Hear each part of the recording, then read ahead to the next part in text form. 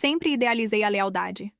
Aquela que não se mede, não se questiona, que resiste ao tempo e às tempestades da vida. Carla era, para mim, a personificação dessa lealdade. A pedra angular da minha confiança no mundo. Crescemos juntas, unha e carne, desde as tranças desajeitadas da infância até os dramas complexos da vida adulta. Nossos segredos eram compartilhados em sussurros cúmplices, jurados ao pé do ouvido com a solenidade infantil que carregamos para a vida, promessas de silêncio que eu acreditava serem invioláveis. Ela era o espelho onde eu via refletida a minha melhor versão, ou pelo menos a versão que eu aspirava a ser. Mais corajosa, mais divertida, mais ela. A irmã que a vida me deu, a confidente que conhecia as rachaduras na minha fachada e as melodias secretas do meu coração. Ou assim eu pensava, embalada numa ilusão confortável que construí ao longo de quase 20 anos. Jamais, nem nos meus pesadelos mais febris e distorcidos, imaginei que essa mesma pessoa, a guardiã das minhas confidências mais íntimas, a testemunha das minhas vulnerabilidades, se tornaria a arquiteta meticulosa da minha ruína, me apunhalando não apenas uma, mas 2 vezes, com um sorriso nos lábios e uma frieza desconcertante nos olhos. E o pior de tudo? Sua habilidade camaleônica, sua maestria na arte da manipulação, quase me convenceu de que a culpa era minha, que eu havia, de alguma forma, merecido a dor lancinante que ela me infligiu. Mas havia algo sobre ela, uma sombra fugaz que eu havia vislumbrado anos atrás. Algo que ela me contou em um momento de suposta fraqueza. Uma história que ela narrou com detalhes que me perturbaram na época, mas que enterrei sob camadas de lealdade cega. Algo que ela achava estar seguro comigo, trancado no cofre da nossa amizade eterna, mas que, ironicamente, se tornaria a chave mestra para desmascará-la diante do mundo que ela tanto lutou para conquistar, um mundo construído sobre mentiras e fachadas. Pedro surgiu como um capítulo feliz e inesperado na minha história, um daqueles encontros que parecem roteirizados pelo destino. Nosso amor era calmo, seguro, um porto tranquilo em meio às ondas da vida. Ele era gentil, atencioso, com um sorriso que tinha o poder de dissipar minhas nuvens mais cinzentas. O pedido de casamento, feito numa noite estrelada com a simplicidade que o caracterizava, pareceu o passo mais natural e certo do mundo. Meu coração transbordava. Liguei para Carla imediatamente, antes mesmo de contar aos meus pais, a voz embargada pela emoção. A euforia dela do outro lado da linha foi tão instantânea, tão vibrante, que dissipou qualquer resquício de dúvida que pudesse existir. Madrinha? Ana, que pergunta! É claro, vou organizar o melhor chá de panela, a melhor despedida de solteira, tudo. Ela mergulhou nos preparativos com uma dedicação e um entusiasmo que me comoveram profundamente. Escolhia tecidos comigo, opinava sobre o buffet, criava planilhas de convidados com uma eficiência que me deixava maravilhada. Hoje, olhando para trás com a lente cruel da realidade, vejo os sinais sutis, os pequenos alertas vermelhos piscando discretamente no painel da minha felicidade. Sinais que eu ignorei deliberadamente, cega pela alegria e pela confiança inabalável que depositava neles. Os olhares rápidos, quase furtivos, trocados entre eles por cima da minha cabeça durante jantares ou encontros casuais. As piadas internas que começaram a surgir, repletas de referências que eu não compreendia, deixando-me com um sorriso sem graça, sentindo-me momentaneamente excluída, mas logo repreendendo a mim mesma por ser tão boba. A maneira como Carla, de repente, parecia adivinhar os desejos e pensamentos de Pedro antes mesmo dele verbalizar, recomendando um vinho que ele adoraria, sabendo exatamente como animá-lo quando estava estressado com o trabalho, demonstrando uma sintonia que por vezes parecia superar a minha própria. Mas como suspeitar? Como ousar macular a imagem da minha melhor amiga, da minha futura madrinha, da minha irmã de alma? Como duvidar do homem que me olhava com ternura e me prometia uma vida inteira? Eram as 2 pessoas em quem eu mais confiava no universo. A ideia de uma traição entre eles era tão absurda, tão fora de questão, que minha mente a classificava como impossível, um delírio paranoico. A verdade não me atingiu como um raio em céu azul, mas como um desabamento lento e silencioso que soterrou meu mundo. Um laptop esquecido aberto na mesa da sala tarde da noite. Pedro havia saído. Uma reunião de última hora, ele disse. Uma luz piscando no canto da tela indicava uma nova mensagem. Uma inquietação persistente, Um sexto sentido que eu vinha ignorando há semanas me impeliu a olhar. Hesitei. Invadir a privacidade dele? Nunca fiz isso. Mas a sensação de que algo estava fundamentalmente errado era mais forte. Com o coração martelando no peito, cliquei na notificação. A janela de chat se abriu e o chão desapareceu sob meus pés. Eram eles, Carla e Pedro. Não eram apenas mensagens trocadas. Era um livro aberto de um caso sórdido e clandestino. Declarações de amor ardentes, detalhes íntimos de encontros secretos, críticas ferinas a mim disfarçadas de preocupação mútua. Planos para um futuro onde eu era apenas um detalhe inconveniente a ser superado. Meu amor. Ela o chamava com uma intimidade que me causou ânsia. Você merece muito mais do que essa rotina morna, Pedro. Você precisa de alguém que incendeie sua vida, que te desafie. A Ana é boa, mas tão previsível. Falta paixão. E ele, o meu Pedro, o homem que dormia ao meu lado, respondia com igual ou maior entusiasmo, validando cada crítica dela. Você me faz sentir vivo de novo, Carla. Sua energia, sua intensidade é viciante. Ao lado dela, sinto que estou me apagando. Ela não tem a sua ambição, a sua sede de viver. Li cada palavra, cada frase, sentindo o sangue fugir do meu rosto, o ar se tornando espesso, irrespirável. Cada linha era uma facada, desferida com precisão cirúrgica pelas duas pessoas que eu acreditava que me protegeriam de todo o mal do mundo. A dor era visceral, uma pressão esmagadora no peito, um nó na garganta que me impedia de gritar, de chorar, de reagir. O confronto foi um borrão de lágrimas, acusações sussurradas entre soluços e defesas patéticas que só aumentavam minha agonia. Quando Pedro chegou, me encontrou paralisada no sofá, o brilho da tela do laptop iluminando meu rosto devastado. Ele soube, no instante em que seus olhos encontraram os meus. O pânico tomou conta de suas feições, mas a covardia o impediu de ser honesto. Gaguejou desculpas sobre estar confuso, não saber como as coisas chegaram a esse ponto, ter sido um erro estúpido. Exigi que ele chamasse Carla, que ela viesse me encarar. Ela chegou minutos depois, não com a expressão culpada que eu esperava, mas com uma máscara de indiferença calculada, quase como se estivesse aborrecida por ter sido interrompida. Analisou a cena. Eu em prantos. Pedro encolhido, e sua postura se tornou ainda mais altiva. Cruzou os braços, ergueu o queixo. A frieza em seus olhos era cortante. Ana, sejamos realistas, disse ela, a voz calma, quase entediada, o que tornava suas palavras ainda mais cruéis. Vocês dois já estavam mortos como casal há muito tempo. A química acabou. A paixão evaporou. O que aconteceu foi uma consequência natural. Não me culpe por ter percebido isso antes e por ter oferecido a ele o que você já não conseguia mais dar. A naturalidade com que ela proferiu aquelas palavras, a forma como ela se isentava de qualquer responsabilidade, transferindo sutilmente a culpa para mim, para a minha suposta inadequação, foi devastadora. Culpar você? Minha voz saiu rouca, embargada pela incredulidade e pela dor que rasgava meu peito. Você era minha melhor amiga, Carla. Minha irmã. A pessoa a quem eu contava tudo. Como pôde fazer isso? Como pôde me trair dessa forma? As lágrimas corriam livremente agora, um misto de raiva, tristeza e uma profunda sensação de perda irreparável. Ela revirou os olhos, um gesto mínimo, quase imperceptível, mas carregado, de um desdém que me feriu mais do que qualquer grito ou acusação. Ah, Ana, por favor, menos drama. A vida é assim mesmo. Sentimentos mudam, relacionamentos acabam. Você precisa ser forte e superar. Bola pra frente. A displicência com que ela tratou a minha dor, como se fosse um inconveniente menor em seus grandes planos, foi a pá de cal na nossa amizade. Ali, naquele instante, a Carla que eu conhecia e amava morreu. Superar. A palavra ecoou no vazio da minha mente como um insulto. Superar a traição dupla, a quebra de confiança mais fundamental?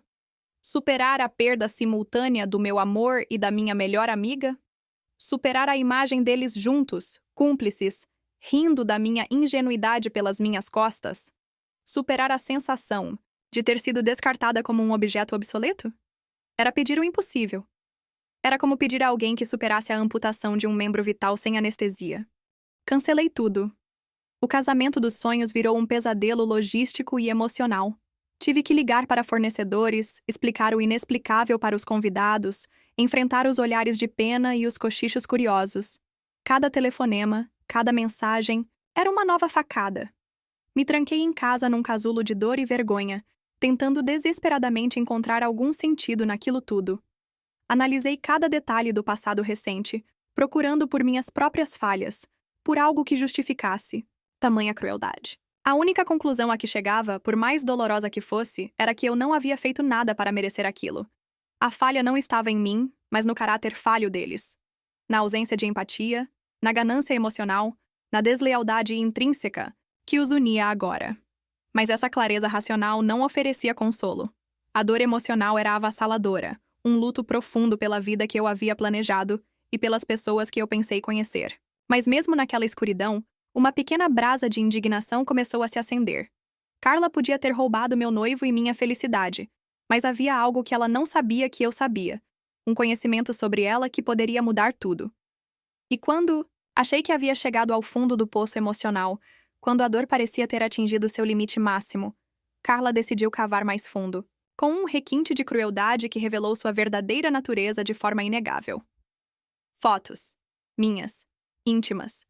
Fotos que eu, em momentos de vulnerabilidade e entrega total, momentos que deveriam pertencer apenas à privacidade de um casal, compartilhei. Apenas com Pedro. De repente, elas estavam em toda parte. Vazaram. Espalharam-se como um incêndio florestal por grupos de WhatsApp, perfis falsos criados em redes sociais com o único propósito de me humilhar, acompanhadas de legendas vulgares e comentários depreciativos. Senti-me nua, não apenas fisicamente exposta, mas desnudada em minha alma, violada da forma mais pública e degradante possível. Meu corpo, minha intimidade, transformados em objeto de escárnio e julgamento para estranhos. Não precisei de um detetive particular para saber quem estava por trás daquilo. Era a assinatura inconfundível de Carla. A maldade calculada, o golpe baixo final para me destruir por completo, para garantir que eu não tivesse forças nem dignidade para me reerguer. Ela queria me aniquilar social e emocionalmente, me reduzir a pó para que pudesse reinar soberana ao lado de Pedro, sem a sombra incômoda da ex-amiga traída para assombrá-los. Ela queria ter certeza de que minha história terminaria ali, na lama da humilhação pública. Pedro? Lavou as mãos com a covardia que já se tornara sua marca registrada. Jurou de pés juntos que não fazia ideia de como aquilo tinha acontecido. Sugeriu que o celular dele poderia ter sido hackeado, perdido, clonado. Chegou a insinuar, de forma velada, que talvez eu mesma tivesse vazado as fotos em um ato de desespero ou vingança. Mentiras deslavadas. Seus olhos fugiam dos meus, incapazes de sustentar a farsa. Ele era um peão no jogo doentio de Carla, fraco demais para confrontá-la, fraco demais para admitir sua própria cumplicidade, mesmo que passiva, na minha destruição. Ele a escolheu. De novo. E de novo. Cada escolha dele era mais um prego no caixão da pessoa que eu um dia amei. Aquele foi, sem dúvida, o ponto mais baixo da minha vida. A vergonha era uma sombra pegajosa que me seguia por toda parte, mesmo dentro das 4 paredes do meu apartamento.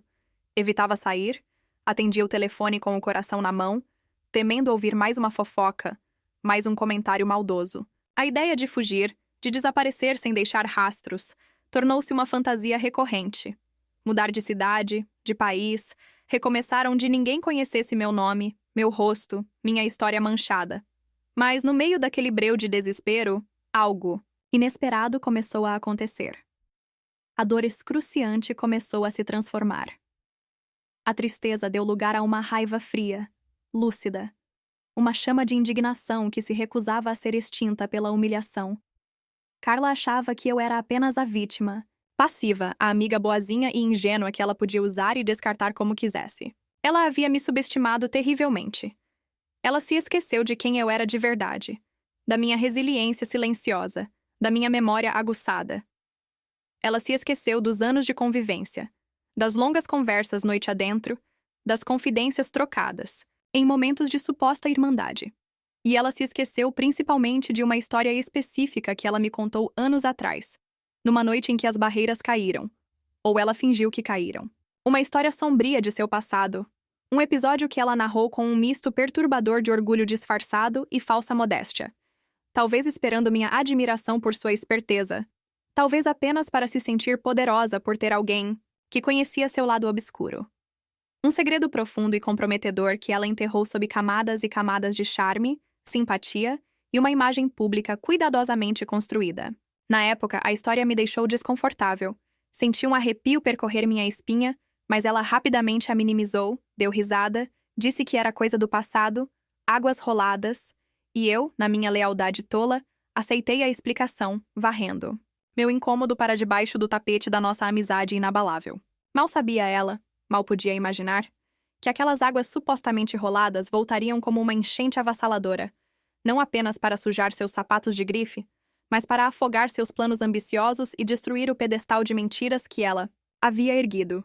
Eu tinha a chave do seu passado, e agora, a motivação para usá-la.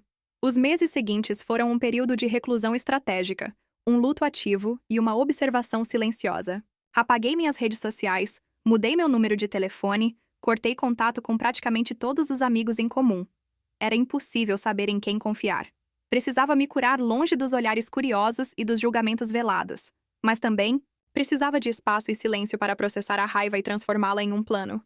Enquanto eu juntava os pedaços da minha autoestima estilhaçada e tentava reconstruir alguma semblance de normalidade na minha vida devastada, Carla e Pedro desfilavam sua felicidade roubada para quem quisesse ver e para quem não quisesse. Também.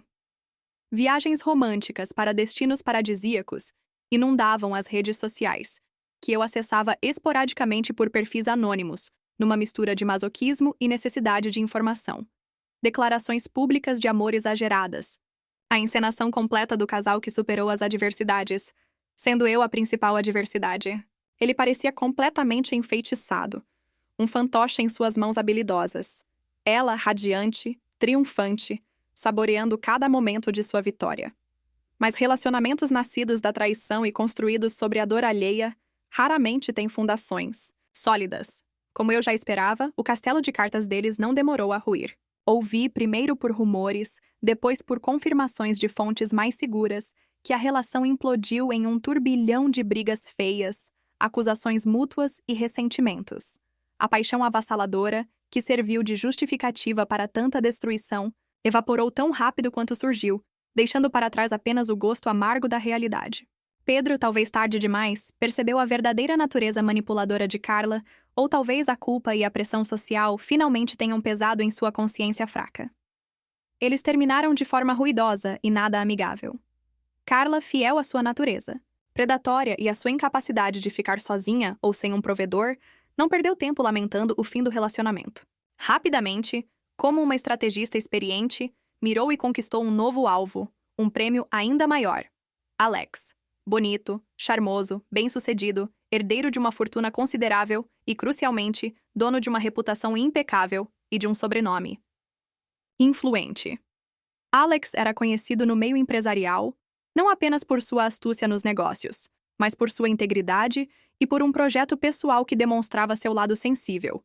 Uma fundação dedicada a apoiar financeiramente artistas plásticos, emergentes ou em dificuldades. Um nicho específico que poucos da sua classe social davam atenção. Comecei a ver fotos deles juntos em colunas sociais e revistas de celebridades. Carla, impecável em vestidos de alta costura, frequentando os eventos mais exclusivos da cidade, posando ao lado de Alex em eventos beneficentes da fundação dele, já incorporando com perfeição a persona da namorada perfeita, culta, elegante, solidária e profundamente engajada nas causas do companheiro. Ela estava no topo do mundo, exatamente onde sempre sonhou estar. Ver aquilo, sua ascensão meteórica enquanto eu ainda lutava para sair dos escombros, era quase doloroso fisicamente. Ela parecia intocável, flutuando em sua bolha de luxo e privilégio, imune às consequências de seus atos. Mas eu sabia a verdade. Sabia que a imagem perfeita que ela projetava com tanto esmero tinha uma fundação podre, uma rachadura invisível que poderia levar tudo abaixo.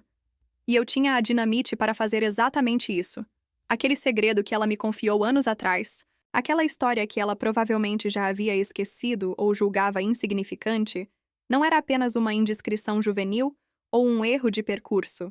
Era a prova cabal de sua natureza calculista e predatória.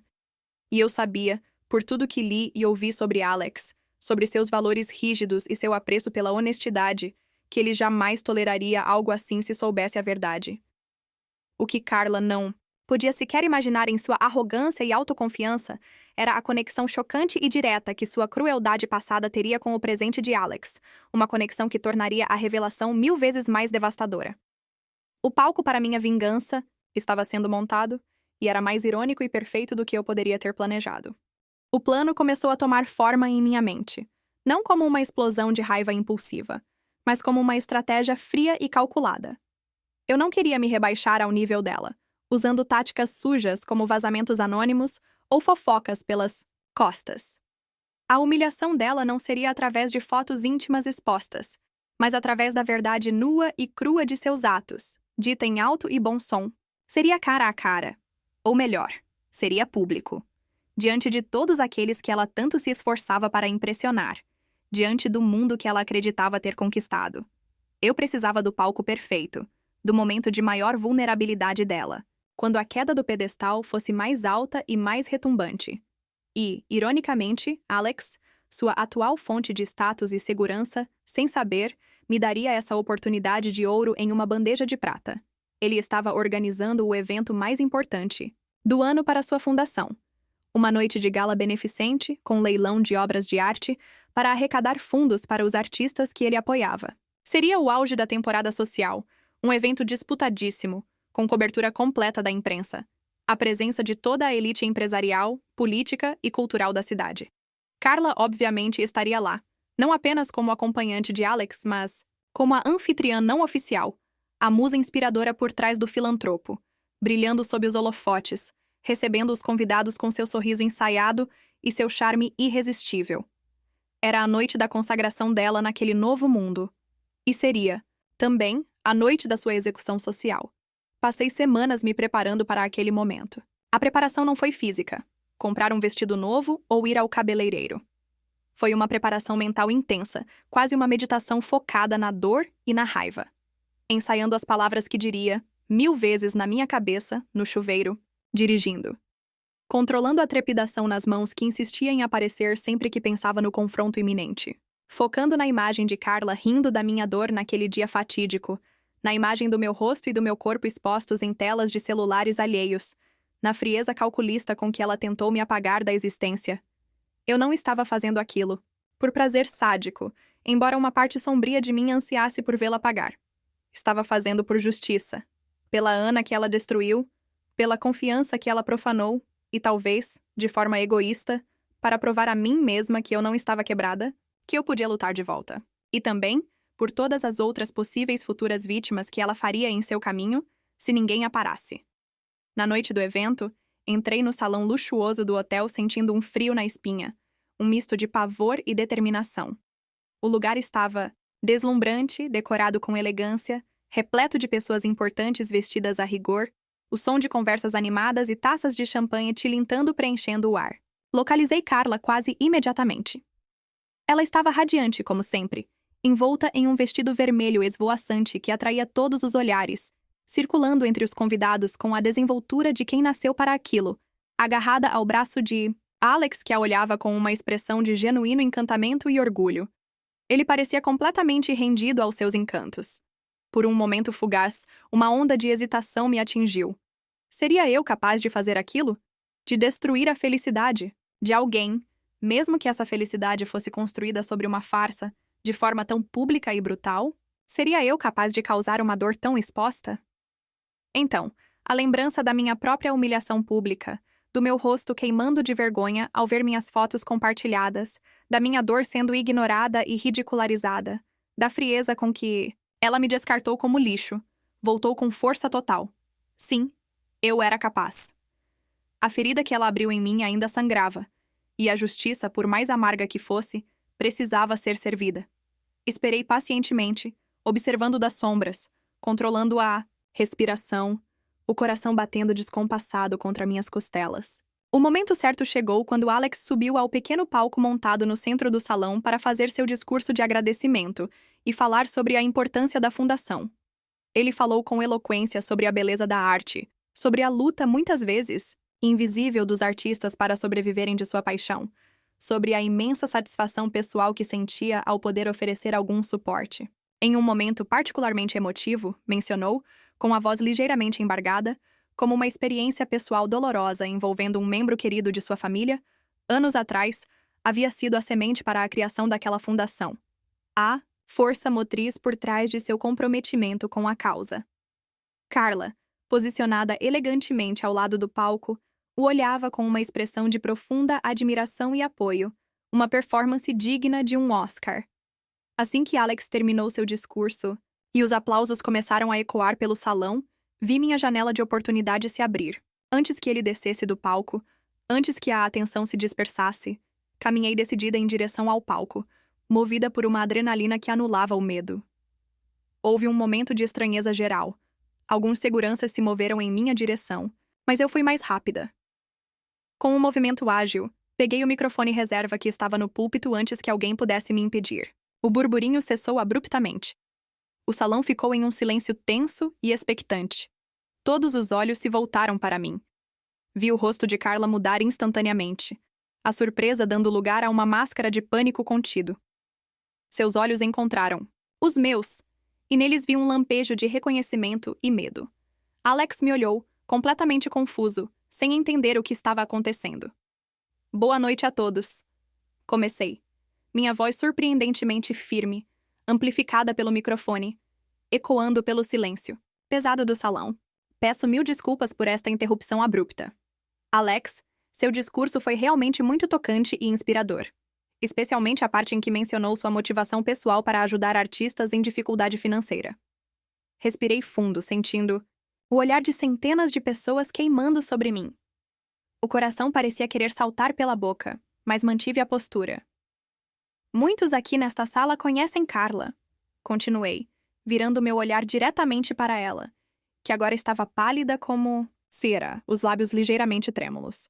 A admiram por sua beleza estonteante, seu charme inegável, sua aparente dedicação às causas nobres ao lado de Alex.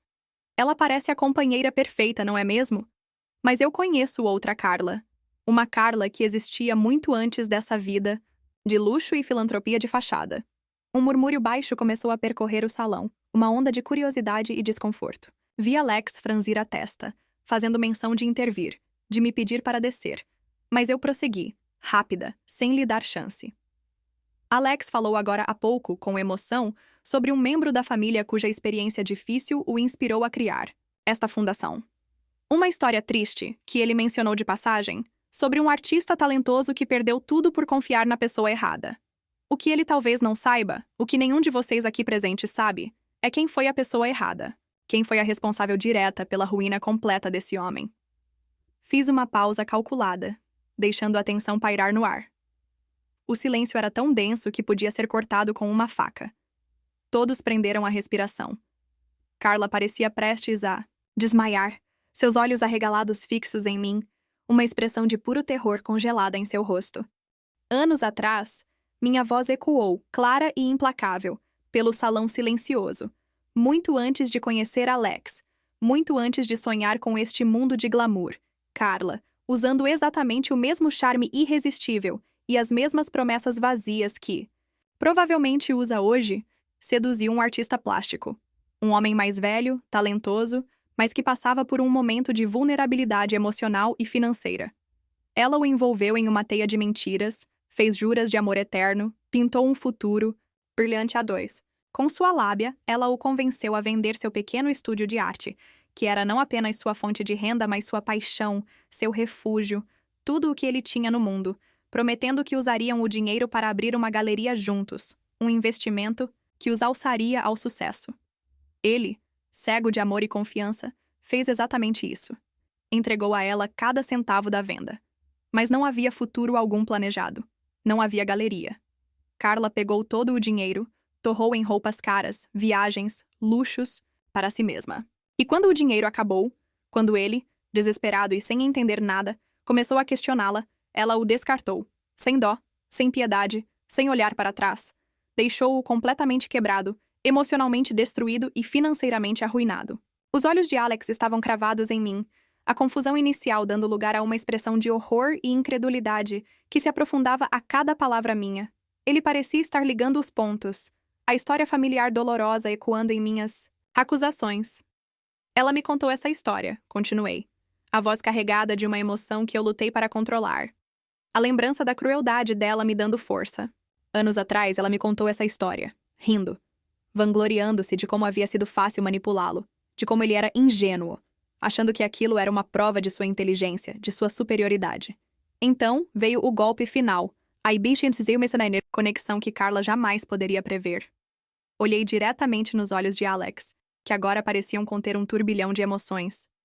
Alex?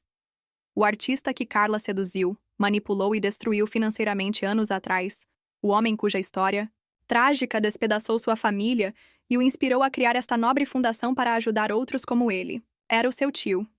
Seu querido tio Daniel. O queixo de Alex caiu visivelmente. Um arquejo coletivo, quase sincronizado, percorreu o salão.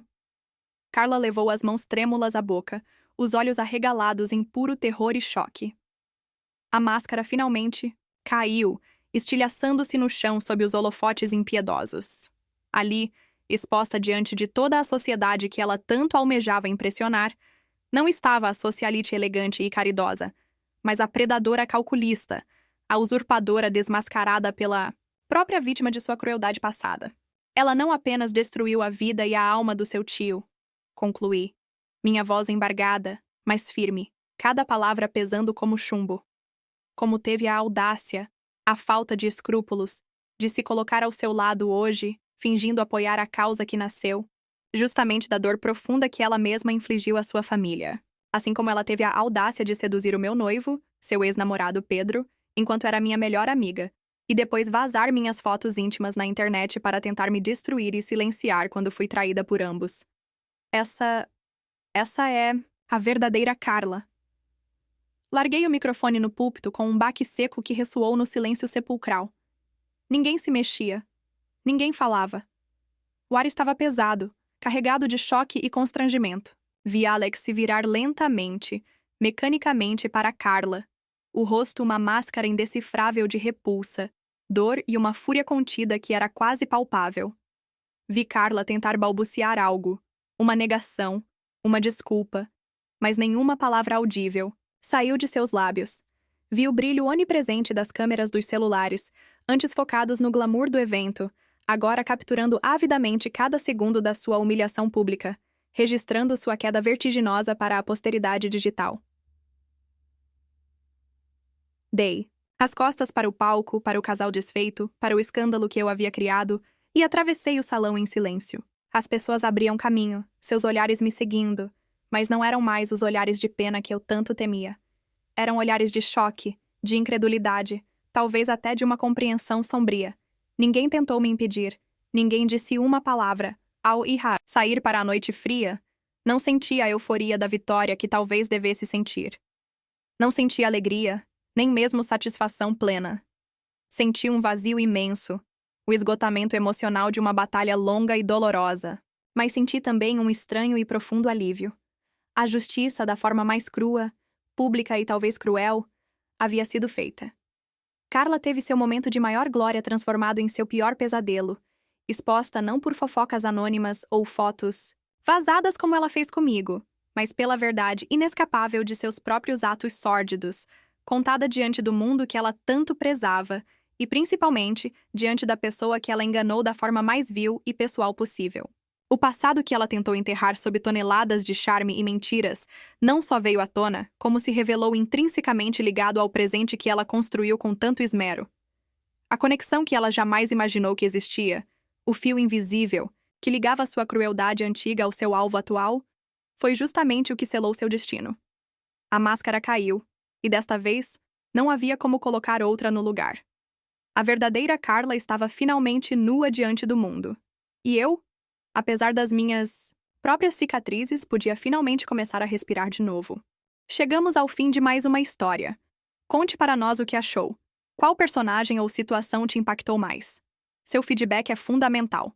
Se essa experiência foi significativa e você quer continuar mergulhando em mais narrativas como esta, não deixe de curtir o vídeo, seguir o canal e ativar o sininho para não perder nossas próximas histórias.